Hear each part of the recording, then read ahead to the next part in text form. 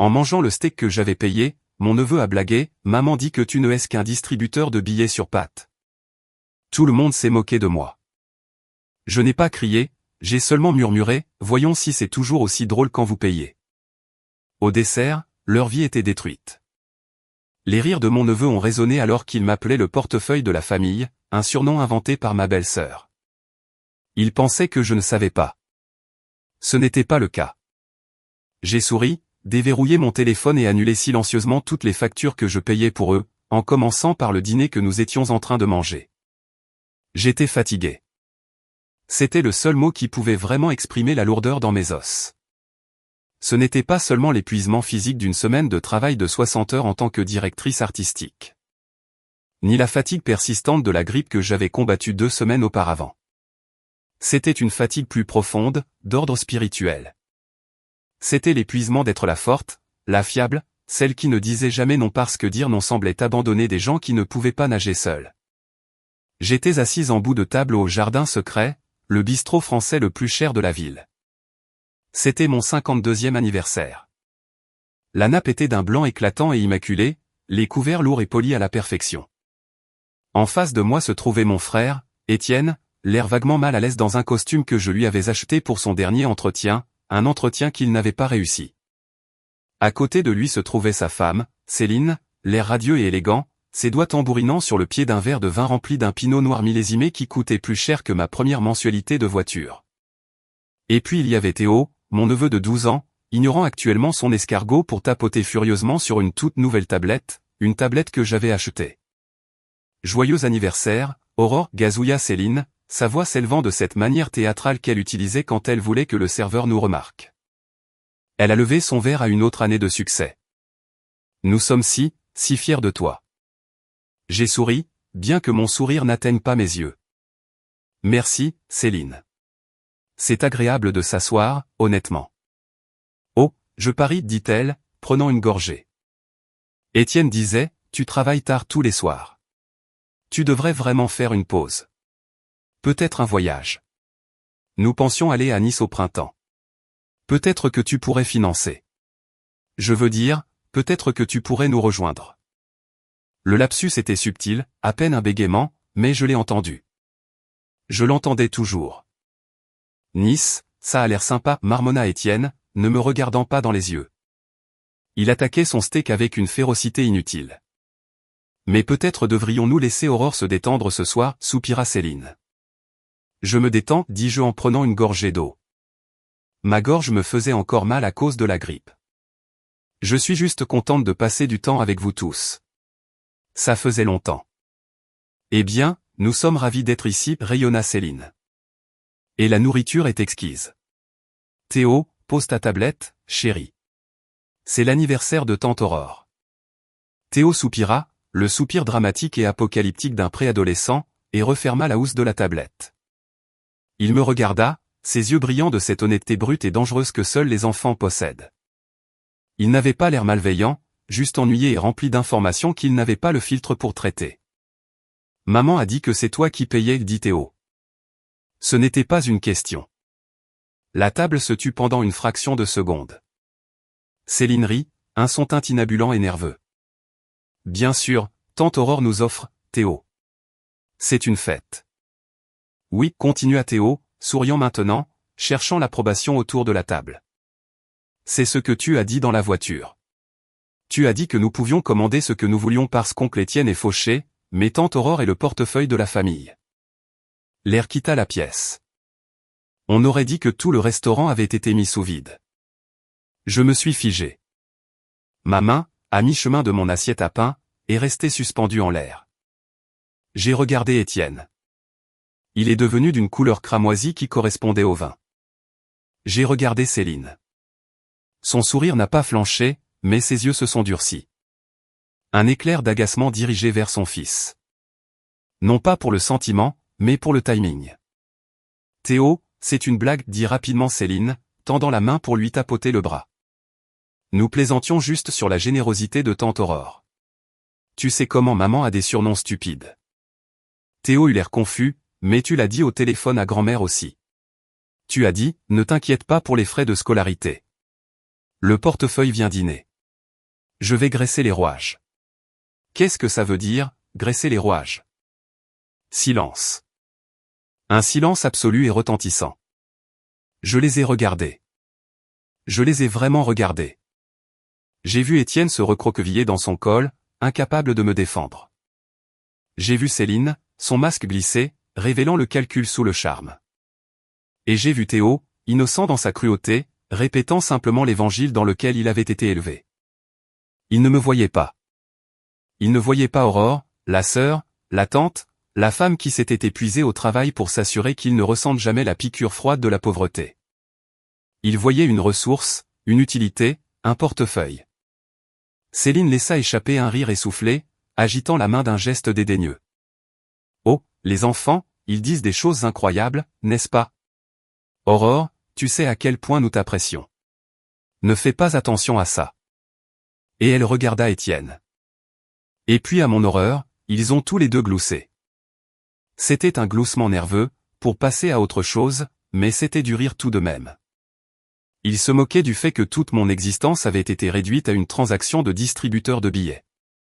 Quelque chose en moi, quelque chose qui s'était accroché fermement pendant des décennies, a finalement craqué. Ce n'était pas un craquement bruyant.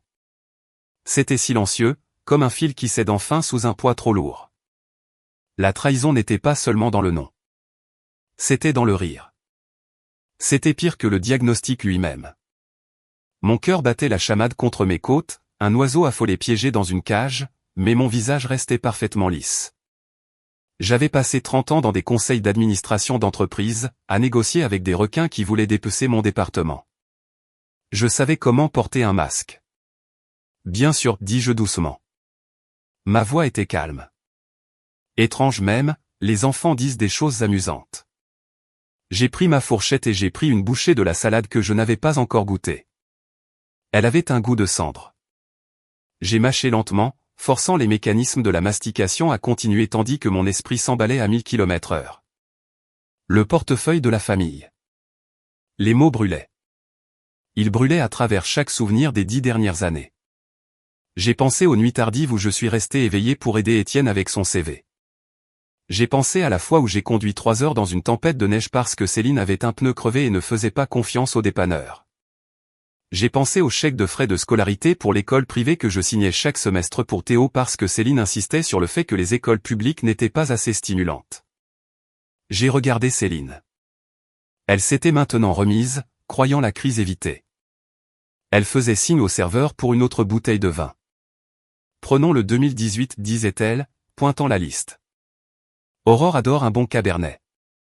Elle ne savait pas que je préférais le merlot. Elle ne l'avait jamais su. Une froideur se répandit dans ma poitrine, remplaçant la douleur. C'était une sensation clarifiante et glaciale.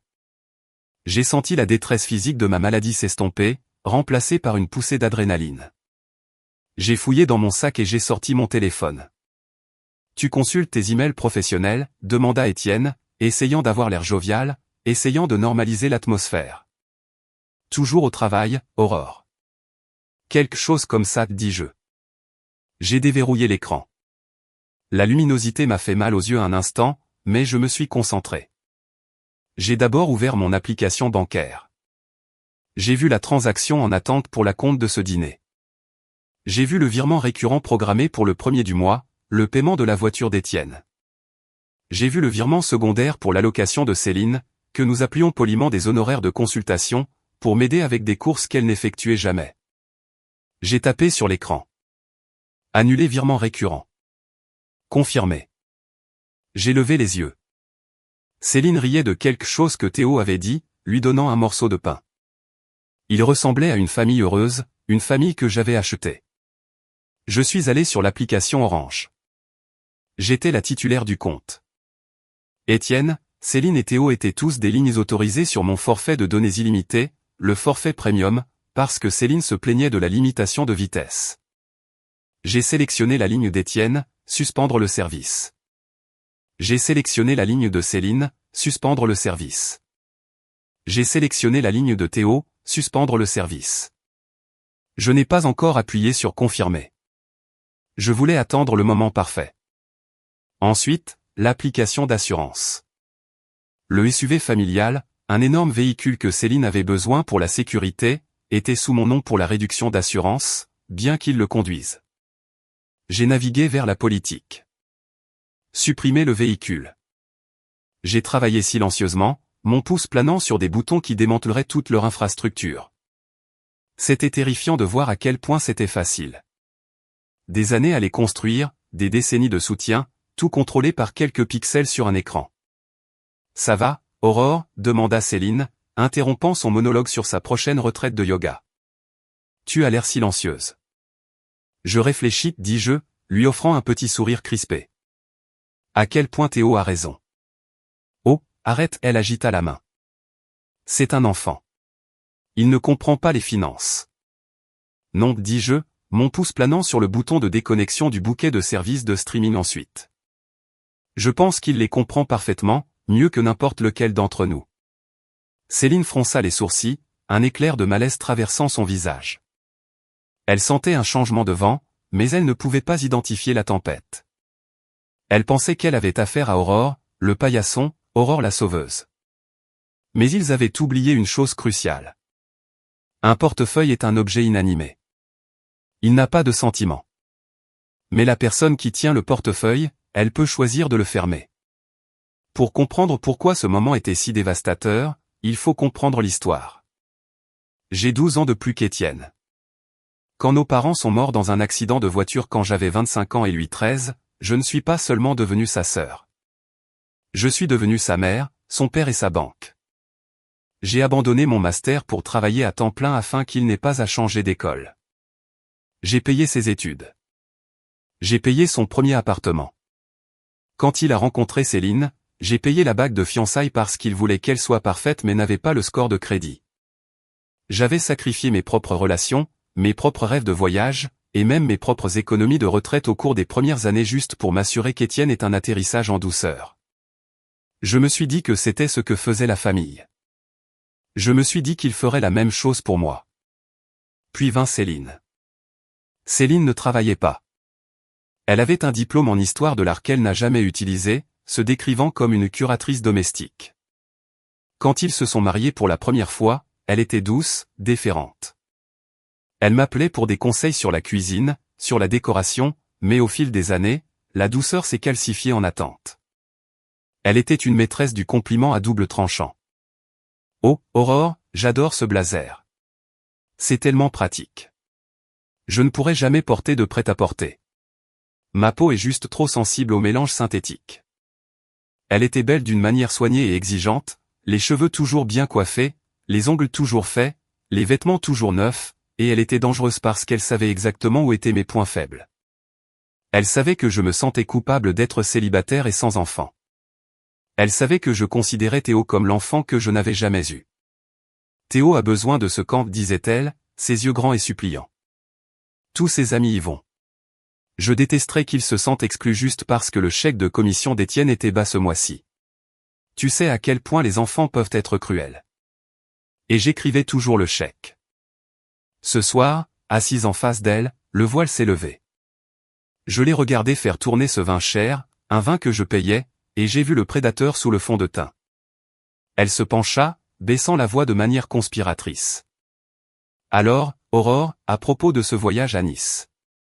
Je regardais des villas et il y en a une qui a un chef privé. C'est un peu au-dessus du budget, mais j'ai pensé que puisque tu as eu une si bonne année à l'agence.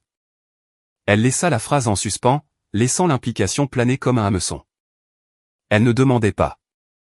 Elle m'informait de la facture que je recevrais. Un chef privé, répétai-je, ma voix plate.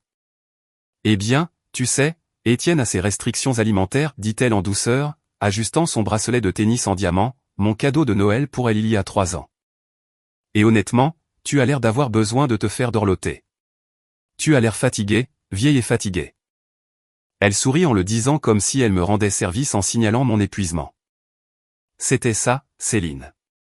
Elle vous insultait, vous dépouillait, et vous faisait la remercier pour l'attention, tout en même temps. Elle avait passé des années à isoler Étienne de ses amis, le rendant dépendant de son approbation, et par extension dépendant de mon argent pour acheter cette approbation.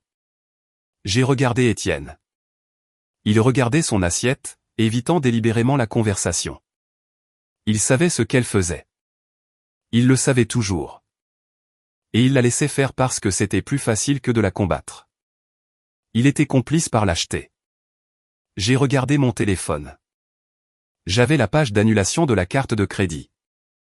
Ils étaient tous des utilisateurs autorisés de la carte actuellement dans le dossier du serveur à la caisse pour payer ce repas. Céline prit une bouchée de son homard. Alors, qu'en penses-tu, Nice? Je pense, dis-je, tapant sur l'écran pour verrouiller la carte instantanément. Que Nice est charmante à cette période de l'année. Je la regardais, mes yeux rencontrant les siens.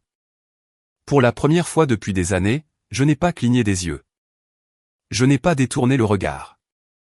J'ai vu la confusion clignoter dans son regard. Elle attendait le oui. Elle attendait le virement. Elle n'avait aucune idée que la femme assise en face d'elle n'était plus sa banquière. Elle était son juge, son jury et son bourreau. Le serveur revint, un jeune homme avec un sourire poli qui masquait son épuisement. Il plaça le menu des desserts devant Céline avec panache. Notre chef pâtissier a préparé un soufflé au chocolat spécial ce soir, dit-il. Il faut 20 minutes pour le préparer, mais c'est exquis. Oh, nous avons le temps, dit Céline en agitant sa main. Elle ne me regarda pas. Elle ne demanda pas si j'avais le temps. Elle ne demanda pas si je devais rentrer me reposer après ma maladie. Elle a simplement supposé que mon temps, comme mon argent, était à elle de dépenser. Nous en prendrons 3 et une autre tournée de café, des cappuccinos. Faites-en 4 soufflés, ajouta Théo, sans lever les yeux de son téléphone. Et un chocolat chaud. Bien sûr, dit le serveur en le notant. Je l'ai regardé s'éloigner. 20 minutes. C'était exactement assez de temps. J'ai regardé le sac posé à mes pieds. À l'intérieur se trouvait une lourde boîte cadeau gris ardoise. Je l'avais apportée avec les meilleures intentions. À l'intérieur de cette boîte se trouvait un classeur codé par couleur, avec des onglets et méticuleusement organisés. C'était un plan de bien-être financier que j'avais passé 3 semaines à élaborer pour eux. Il contenait un budget, une stratégie de remboursement de dettes et une offre de matching de leurs économies pour un acompte sur une maison s'ils respectaient le plan pendant 6 mois. Je l'avais emballé dans un ruban, pensant leur offrir le cadeau d'un avenir. Maintenant, je réalisais que je leur donnais juste plus de cordes. Je me suis penché, j'ai dézippé mon sac et j'ai sorti le marqueur permanent que je gardais pour corriger les épreuves au bureau. J'ai glissé la boîte sur mes genoux, cachée par la nappe. D'une main ferme, j'ai retiré le ruban. J'ai ouvert la boîte et j'ai sorti le certificat d'offre de matching d'économie, un morceau de papier valant 50 000 € de mon argent durement gagné. Je l'ai froissé en une boule serrée et je l'ai fourré dans ma poche. Puis j'ai refermé la boîte. J'ai pris le marqueur et j'ai écrit 3 mots sur le couvercle gris lisse. L'encre était noire, audacieuse et définitive. Débrouillez-vous. J'ai rangé le marqueur et j'ai remis la boîte dans mon sac, prête pour le départ. Mais je n'avais pas fini de taper. J'ai déverrouillé mon téléphone à nouveau. L'écran était mon centre de commande, et je lançais une frappe nucléaire silencieuse. J'ai navigué vers le forfait familial des services de streaming. Netflix, Canal+, Disney+, OCS, Spotify Famille. J'ai vu les profils d'utilisateurs. Céline, Étienne, Théo, la reine. C'était le nom du profil de Céline sur mon compte Netflix. Une blague qui me donnait soudain la nausée. Je ne me suis pas contenté de me déconnecter des appareils. J'ai changé le mot de passe pour une chaîne aléatoire de charabia alphanumérique dont je ne me souviendrai jamais. Puis j'ai annulé l'abonnement entièrement. Netflix annulé, Canal+ annulé, Spotify annulé. J'ai imaginé le silence qui tomberait sur leur maison demain. Pas de musique, pas de film, juste le son de leur propre conversation superficielle. Puis je suis passé au gros morceau, celui qui ferait mal. Amazon Prime. J'ai affiché l'historique des commandes. C'était un défilement de gourmandises, machine à expresso haut de gamme, tapis de yoga de designer, un drone pour Théo, un ensemble de batteries de cuisine en cuivre, tout commandé le mois dernier, tout facturé à la carte familiale, qui était prélevée automatiquement sur mon compte courant. Je suis allé à gérer le foyer. J'ai vu Étienne et Céline répertoriés comme adolescents, essentiellement des adultes avec un pouvoir d'achat, mais aucune responsabilité. Supprimer l'adulte Céline. Supprimer l'adulte Étienne. Un avertissement est apparu. Êtes-vous sûr? Cela supprimera leur accès aux avantages primes et au portefeuille partagé immédiatement. Je n'ai pas hésité. Confirmé. J'ai regardé les noms disparaître de la liste. C'était plus propre maintenant, juste moi. J'ai vérifié l'heure. 5 minutes s'étaient écoulées. Aurore, tu es terriblement ennuyeuse ce soir, dit Céline, se penchant en arrière et étirant les bras. Range ton téléphone. Nous te célébrons. Oh, t'es jeudi? J'ai trouvé une décoratrice d'intérieur incroyable pour le salon. Je pensais que nous pourrions mettre les honoraires de consultation sur la carte juste pour lancer les choses. Ce n'est que 500 €. Seulement 500, répétai-je. Ma voix était un bourdonnement monocorde. Idéalement, nous ferions la rénovation avant les fêtes, continua-t-elle, inconsciente. Je veux organiser Noël cette année, mais évidemment je ne peux pas le faire avec les rideaux actuels. Ils sont tragiques. Tragiques, répétai-je. J'ai ouvert mes emails. J'ai trouvé la confirmation de la police d'assurance automobile que j'avais ajustée plus tôt, mais je devais aller plus loin. J'ai ouvert l'application pour le badge de télépéage, le transpondeur qui était collé au pare-brise de leur SUV. Celui que je rechargeais automatiquement chaque fois qu'il atteignait 0. Signaler le transpondeur perdu à voler. Désactiver immédiatement. La prochaine fois qu'il passerait un péage, le bras ne se lèverait pas, ou pire, il passerait et accumulerait des amendes qu'il ne pourrait pas payer. J'ai regardé Étienne. Il se rongeait les cuticules, l'air anxieux. Il savait que quelque chose n'allait pas. C'était mon frère. Il connaissait mes silences. Il connaissait la différence entre un silence fatigué et un silence calculateur. Aurore, dit-il doucement. Tout va bien au travail? Tu as l'air distante. Le travail va bien, Étienne, dis-je en le regardant droit dans les yeux. Le travail est le seul endroit où les gens font réellement ce pourquoi ils sont payés. Il tressaillit, il savait, mais il avait trop peur de Céline pour poser la question suivante. J'avais une dernière application à ouvrir, mon portail de planification successorale. J'avais une fiducie de vie révocable. Étienne était le bénéficiaire principal. Si je mourais demain, il aurait la maison, les comptes de retraite, l'assurance vie, tout. Je me suis connecté avec FaceID. J'ai navigué vers les bénéficiaires. Modifier. J'ai supprimé le nom d'Étienne. L'écran demandait un nouveau bénéficiaire. J'ai fait une pause. Je n'avais personne d'autre. Pas d'amant secret, pas d'enfant, juste moi. J'ai tapé le nom du refuge pour animaux où j'avais adopté mon chat il y a 3 ans. Pattes et griffes, fondation de sauvetage. Pourcentage 100%. Enregistrer les modifications. C'était fait. Il y a 10 minutes, je valais plus morte que vivante pour eux. Maintenant, je ne valais rien pour eux, dans tous les cas. J'ai glissé le téléphone dans mon sac. Les soufflets étaient encore à 15 minutes. Je dois aller aux toilettes, dis-je en me levant. J'ai pris mon sac. Dépêche-toi de revenir, gazouilla Céline. Tu ne veux pas que le chocolat tombe. J'ai ramassé la boîte grise par terre. Oh, c'est pour nous, demanda Théo, l'œil avide sur la boîte. C'est la PS5? Non, Théo, dis-je, ma voix incroyablement calme. C'est quelque chose de beaucoup plus précieux. J'ai contourné la table.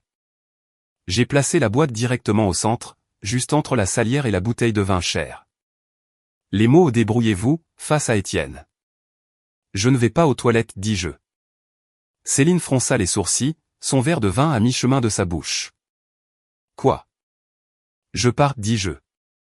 Mais le dessert, balbutia Céline. Et l'addition, tu n'as pas payé l'addition. J'ai souri. C'était le premier sourire authentique que j'avais porté de toute la soirée. Il était acéré. Non, dis-je, je ne l'ai pas fait. Je me suis retourné et j'ai marché vers la sortie. Je n'ai pas couru. Je n'ai pas regardé en arrière. J'ai entendu la voix de Céline monter dans un ton confus et strident. Aurore, Aurore. Mais j'ai continué à marcher. J'ai dépassé le comptoir d'accueil, traversé les lourdes portes en chêne et suis sorti dans l'air frais de la nuit. Je me sentais plus légère, 20 kilos plus légère. Je me suis assise dans ma voiture sur le parking, le moteur tournant au ralenti. Je ne partais pas encore. Je devais le voir. Je devais être témoin du moment où la réalité les frapperait, même si ce n'était que de loin. J'avais garé ma voiture de l'autre côté de la rue, avec une vue dégagée sur les grandes fenêtres de façade du restaurant. Je pouvais voir leur table. J'ai vu Céline gesticuler follement, pointant du doigt la porte par laquelle je venais de sortir. J'ai vu Étienne la tête dans les mains. Théo tripotait la boîte que j'avais laissée.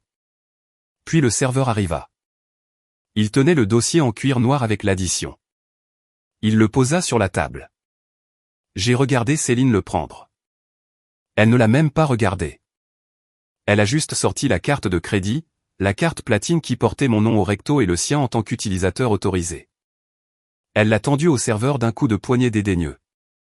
J'ai vérifié mon téléphone. La notification est arrivée instantanément de mon application bancaire. Transaction refusée. Le jardin secret, montant 487,50 €. Motif, carte bloquée par l'utilisateur. J'ai regardé le serveur marcher vers le terminal de la station de service. Il a passé la carte. Il a fait une pause. Il a froncé les sourcils. Il a passé la carte à nouveau. Il a regardé la carte, a essuyé la bande sur son tablier et a passé la carte une troisième fois. Il est retourné à la table. Je ne pouvais pas entendre les mots, mais je connaissais le scénario. Je suis désolé, madame. La carte a été refusée. J'ai vu le visage de Céline virer au rouge violent, même à 50 mètres de distance. Elle a repris la carte, a tapé quelque chose sur son téléphone, essayant probablement de se connecter à l'application bancaire dont je venais de la bloquer, puis a commencé à fouiller dans son sac pour une autre carte. Elle a sorti la carte Visa de secours, la carte d'urgence. Transaction refusée. Le jardin secret, motif, carte annulée. J'ai vu la panique s'installer. C'était une transformation physique. La posture de Céline s'est effondrée. Elle s'est tournée vers Étienne. Il a tapoté ses poches, sortant son portefeuille. Il a remis sa carte de débit. Je connaissais le solde de ce compte. Il y avait 42 € dedans jusqu'au 1er du mois. Le serveur est revenu. Il a secoué la tête. Maintenant, le gérant s'approchait. La situation se déroulait. Les bras gesticulaient. Étienne avait l'air de vouloir vomir.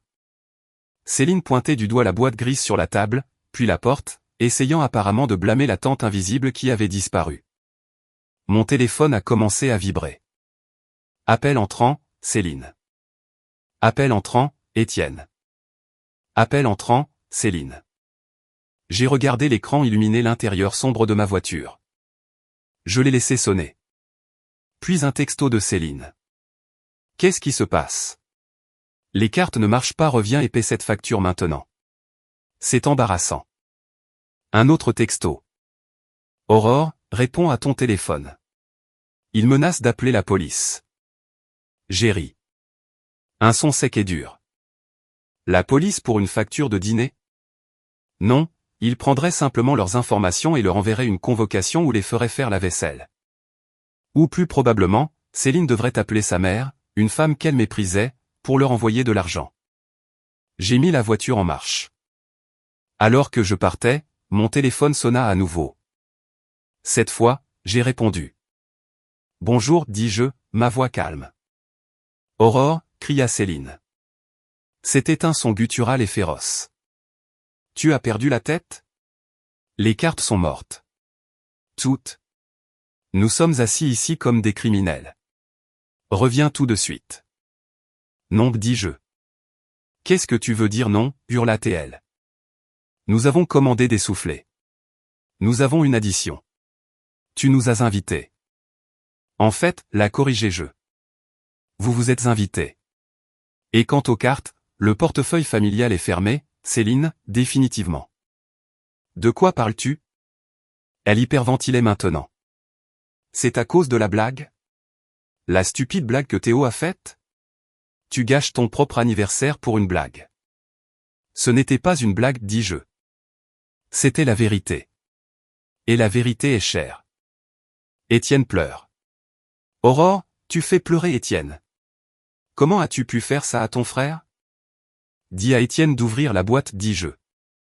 La boîte, la stupide boîte grise. Ouvre-la, ordonnai-je. Et dis-lui de lire le grand livre à la page 1. Au revoir, Céline. Attends, tu ne peux pas juste. J'ai raccroché. Puis j'ai bloqué son numéro. J'ai bloqué Étienne. J'ai bloqué Théo. Je suis rentré chez moi en silence. Les lumières de la ville s'estompaient derrière moi. Pour la première fois en 10 ans, le silence ne me semblait pas solitaire. Il me semblait paisible. Le lendemain matin, je me suis réveillé sans alarme. Le soleil inondait ma chambre, une pièce que je n'avais pas vraiment appréciée depuis des années car je me précipitais toujours dehors pour financer la vie de quelqu'un d'autre. Je ne suis pas allé travailler. J'avais des mois de congés payés accumulés. J'ai appelé mon assistante et lui ai dit que je prenais un congé personnel, un sabbatical familial d'urgence, comme je l'ai appelé. Puis le vrai travail a commencé.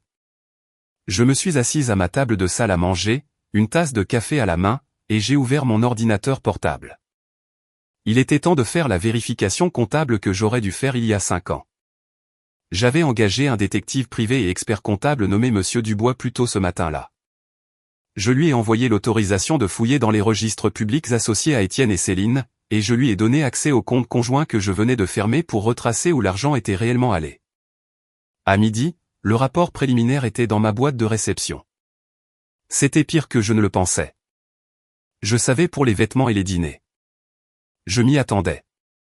Ce à quoi je ne m'attendais pas, c'était le jeu.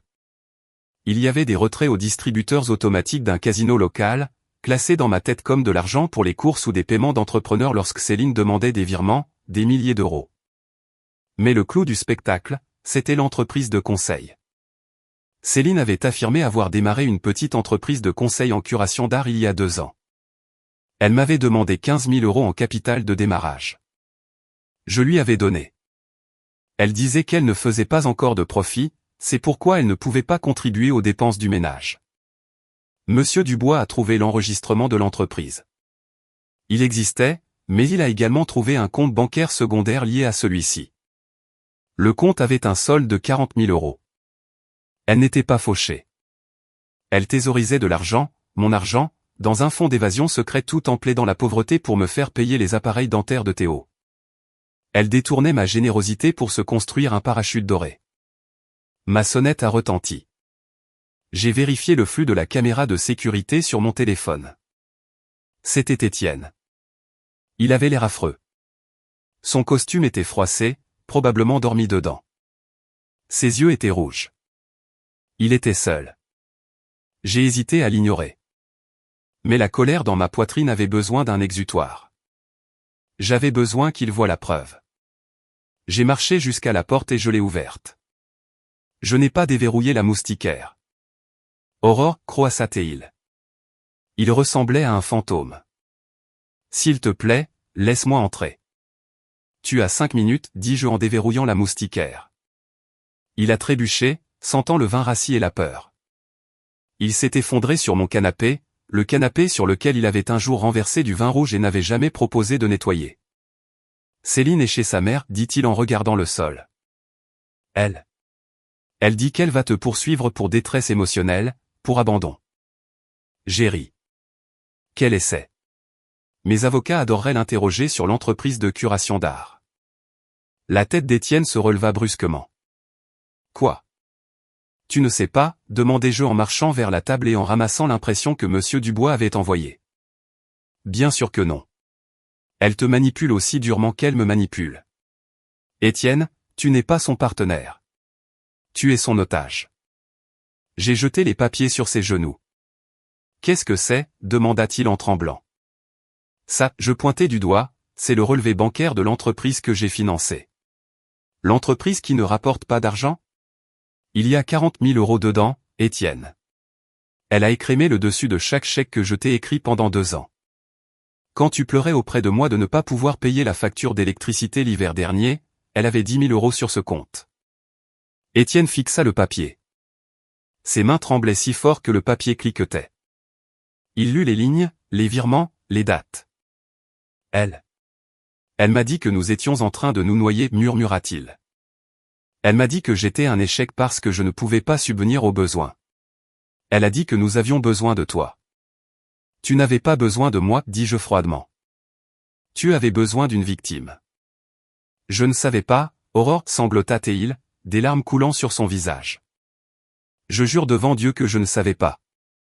L'ignorance n'est pas une défense, Étienne, criai-je, ma voix craquant enfin. Tu l'as regardé me traiter comme une servante. Tu as ri quand Théo m'a appelé un portefeuille. Tu es resté assis là et tu as mangé le steak que j'ai payé pendant qu'elle se moquait de moi. J'avais peur, cria-t-il en retour, une défense pathétique.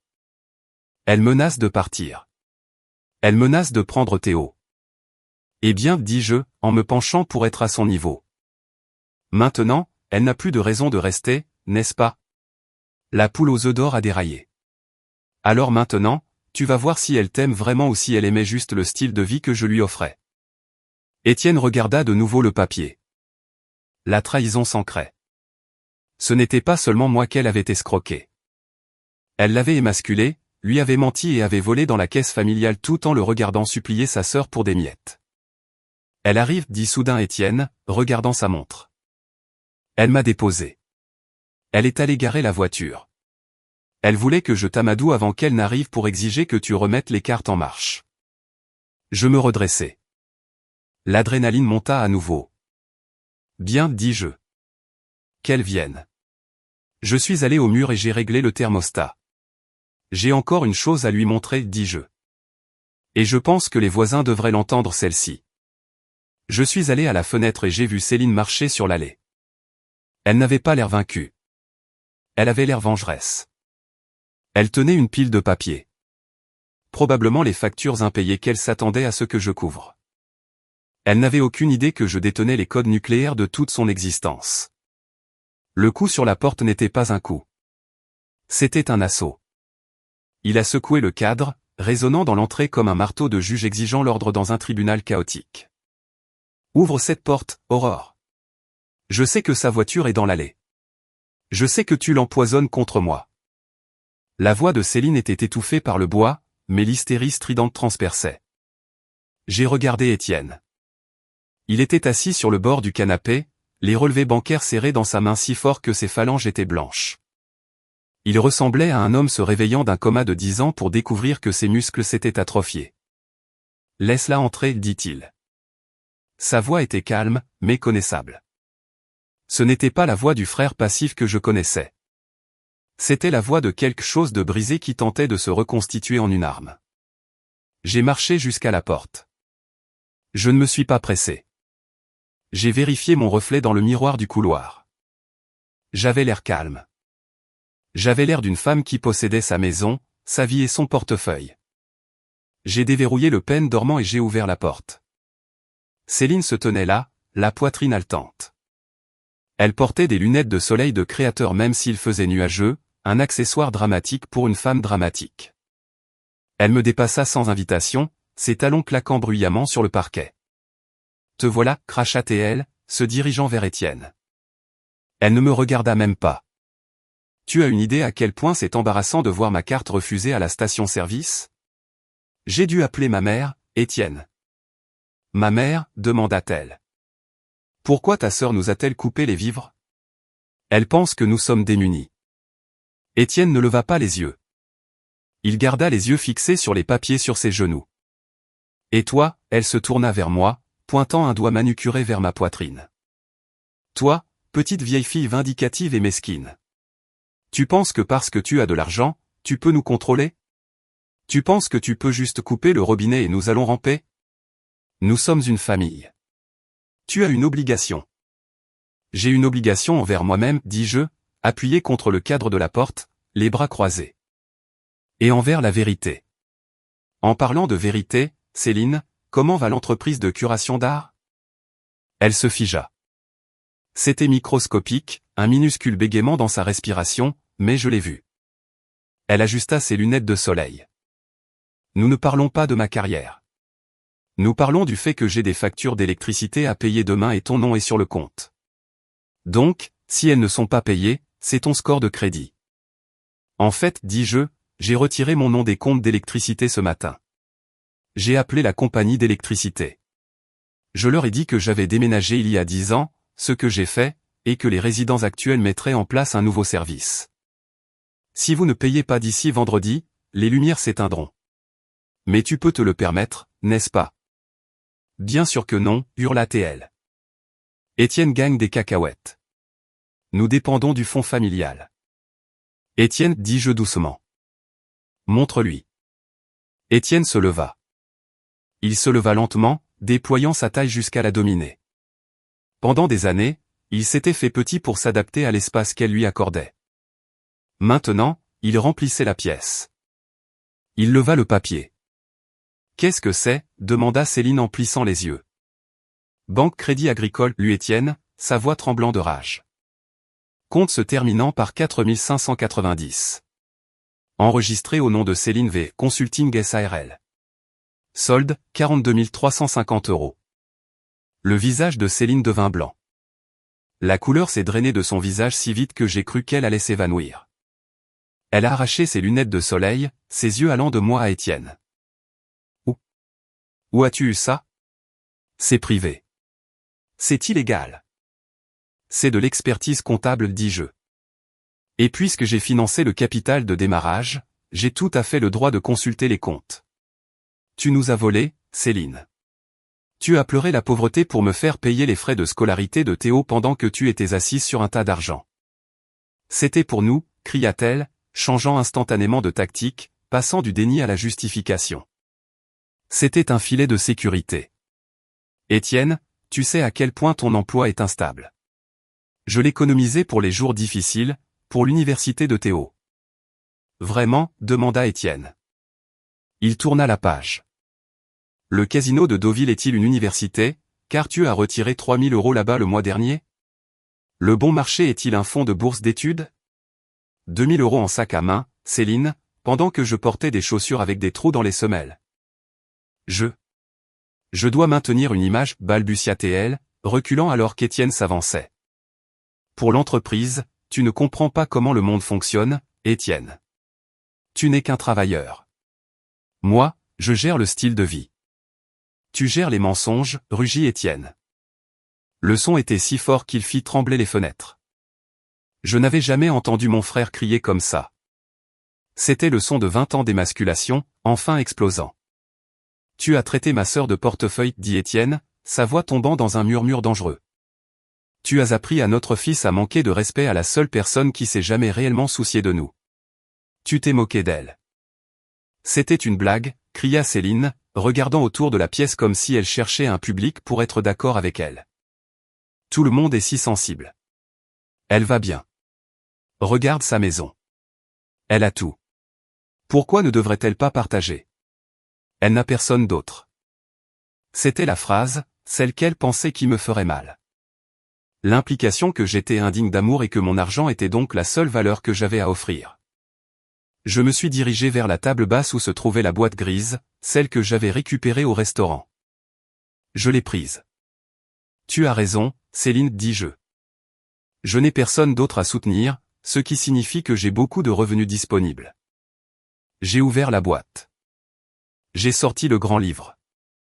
Savez-vous ce que c'est? Demandai-je. Elle le fixa, respirant difficilement. C'est la somme totale des 10 dernières années, dis-je.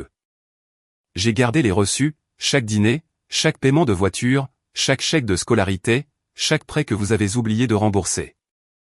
J'ai laissé tomber le lourd classeur sur la table basse. Il a atterri avec un bruit sourd qui ressemblait à la fermeture d'un cercueil. 740 000 €, dis-je. Le silence qui suivit fut absolu.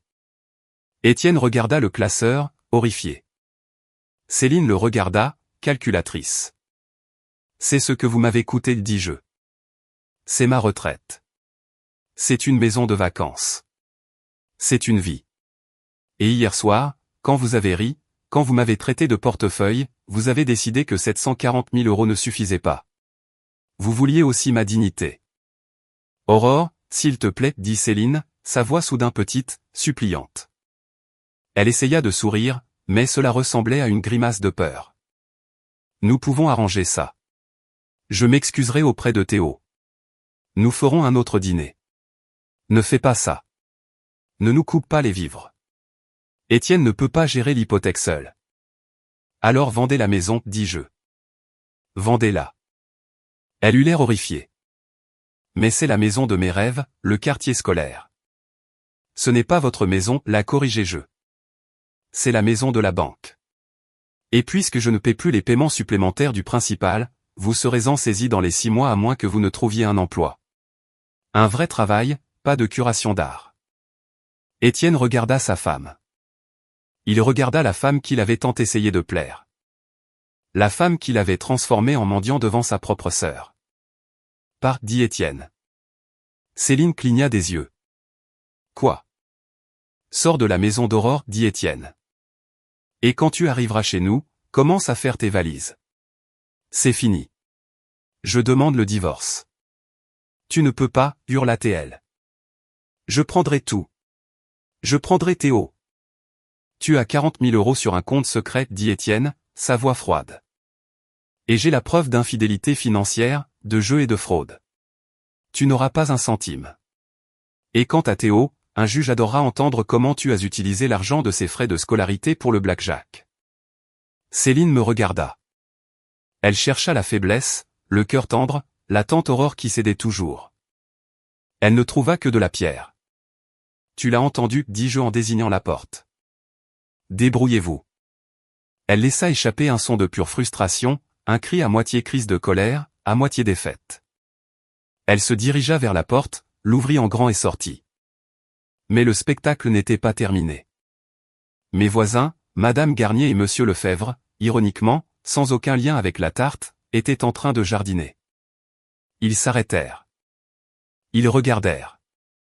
Céline, réalisant qu'elle avait un public, essaya de reprendre son calme, mais trébucha sur la dernière marche, tombant sur le béton. Elle se releva en vitesse, ses lunettes de soleil de travers, et courut vers sa voiture. Elle quitta l'allée en trombe, les pneus crissant, laissant derrière elle un nuage d'échappement et les ruines de son mariage. Je me tenais dans l'embrasure de la porte et la regardais partir. Je pris une profonde inspiration de l'air frais. Il sentait la pluie. Il sentait la liberté. Les retombées furent rapides, brutales et entièrement nécessaires. Étienne ne rentra pas à la maison cette nuit-là. Il resta dans ma chambre d'amis pendant 3 semaines. Pour la première fois en 20 ans, nous étions juste frères et sœurs. Pas de transactions, pas de supplications, juste du café le matin et de longues conversations le soir où nous avons déconstruit l'architecture toxique de son mariage. Le divorce fut laid, comme prévu. Céline essaya de jouer la victime. Elle alla sur Facebook et écrivit de longs messages vagues sur la trahison et les beaux-parents toxiques. Elle essaya de rallier les amis de la famille. Mais j'avais les preuves, littéralement. Lorsque son avocat tenta de réclamer une pension alimentaire basée sur les revenus d'Étienne, mon avocat, un requin que j'avais engagé pour représenter Étienne en guise de dernier cadeau, présenta l'expertise comptable de son fonds secret et de ses dettes de jeu. Le juge ne fut pas amusé. Céline n'obtint pas d'aliments. Elle eut une leçon de responsabilité fiscale. Ils durent vendre la maison. Le marché était chaud, alors ils s'en sortirent avec un peu de capital. Mais la moitié de la part de Céline servit immédiatement à rembourser les dettes de carte de crédit qu'elle avait accumulées en son nom une fois que j'eus cessé de payer les factures. Elle emménagea dans un petit appartement de l'autre côté de la ville. Elle dut trouver un emploi de réceptionniste dans un cabinet dentaire. J'ai entendu dire qu'elle détestait ça. Elle détestait devoir répondre à un patron. Elle détestait ne pas être la reine. Quant à Théo, ce fut la partie la plus difficile. Il était en colère au début. Il me reprochait d'avoir ruiné sa vie parce qu'il ne pouvait pas aller au camp Cher ou avoir la PS5. C'était un enfant répétant le poison de sa mère. Mais Étienne prit les choses en main pour la première fois. Il fit preuve d'autorité parentale. Il s'assit avec Théo et lui expliqua, sans malice mais avec une clarté absolue, comment l'argent fonctionnait exactement. Il lui montra le budget. Il lui montra ce que coûtaient les choses. Un samedi, environ 3 mois après le dîner d'anniversaire, Étienne amena Théo. Théo avait l'air différent. Il portait des baskets ordinaires, pas celles en édition limitée que j'avais l'habitude d'acheter. Il avait l'air plus humble. Tante Aurore, dit-il en regardant ses chaussures. Je suis désolé de t'avoir appelé un portefeuille. Papa a expliqué que c'était méchant et que tu travaillais dur pour cet argent. J'ai senti une boule dans ma gorge. Je me suis agenouillé pour être à son niveau. Merci, Théo. J'apprécie ça. Je t'aime. Tu sais, je n'ai pas arrêté de payer parce que j'ai cessé de t'aimer. J'ai arrêté de payer parce que j'avais besoin que ta mère et ton père apprennent à être des adultes. Il hocha la tête, ne comprenant pas entièrement, mais saisissant l'essentiel. Papa dit que nous devons budgétiser la pizza ce soir. J'ai ri. La pizza, ça a l'air bien, mais dis à ton père que ce soir, c'est moi qui paie, juste ce soir. Étienne sourit. C'était un vrai sourire, un sourire qui atteignait ses yeux. Il avait l'air d'avoir 10 ans de moins sans le poids des attentes de Céline qui l'écrasait. Je n'ai pas entièrement rouvert la banque d'Aurore. Étienne paie son propre loyer maintenant. Il paie sa propre assurance automobile.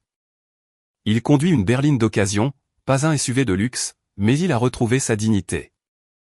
Quant à moi, j'ai finalement fait ce voyage à Nice, mais je n'ai pas loué de villa pour une famille de 4 personnes.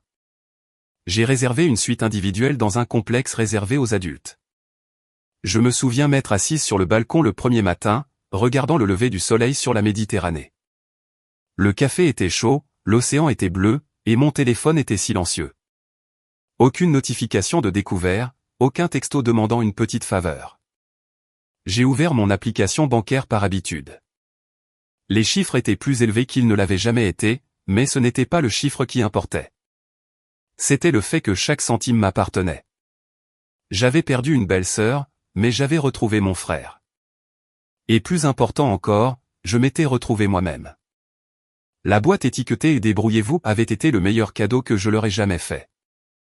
Elle les a forcés à construire leur propre vie, et ce faisant, elle m'a rendu la mienne.